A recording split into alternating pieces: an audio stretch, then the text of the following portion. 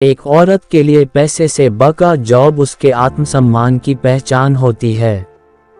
शालू एक बहुत बड़े घराने की लड़की थी और उसके पापा के पास बहुत नाम और पैसा था। आखिर शहर के बड़े व्यापारियों में नाम था उनका। और शालू के दो भाई थे, एक उससे छोटा और एक उससे बड़ा।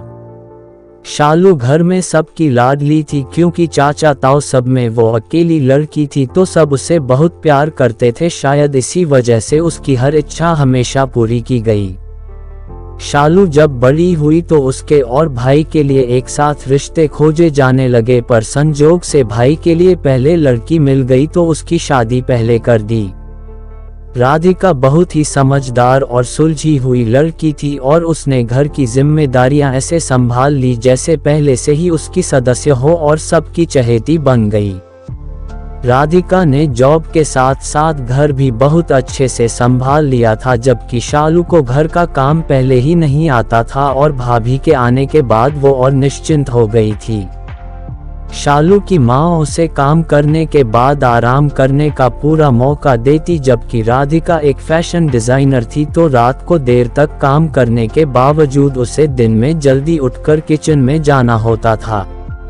राधिका की जॉब छूट गई थी और उसकी सास बीमार हो गई थी तो सारा घर हिल गया था। अब धीरे धीरे शालू पर भी जिम्मेदारियों का बोझ आने लगा था।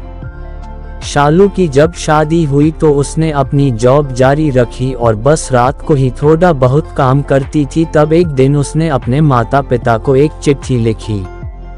प्यारे मम्मी पापा, जिस तरह आप मुझे प्यार करते हो मैं जानती हूँ आप राधिका को भी बेटी जैसा प्यार करते हो, लेकिन इसका ये मतलब बिल्कुल नहीं है कि आप उस पर बेटी जैसी पाबंदियां भी लगाओ। मैं भी एक बहू हूँ और अगर मुझे भी जिम्मेदारियों के चलते अपनी जॉब छोड़नी पड़े तो शायद मुझे भी बुरा लगेगा। तो राधिका को जॉब करने का अधिकार क्यों नहीं है? जानती हूँ आपको पैसे की कोई कमी नहीं है, लेकिन एक औरत के लिए पैसे से बढ़कर जॉब उसके आत्मसम्मान की पहचान होती है।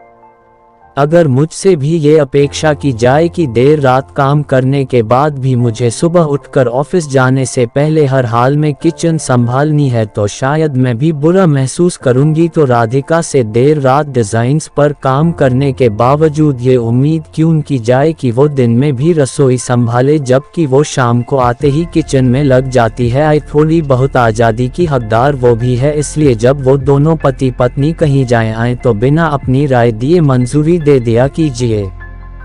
बहू को बहू जितना ही रखिए, बेटी मत बनाइए, बाकी आप खुद समझदार हैं। आपकी लाडली शालू।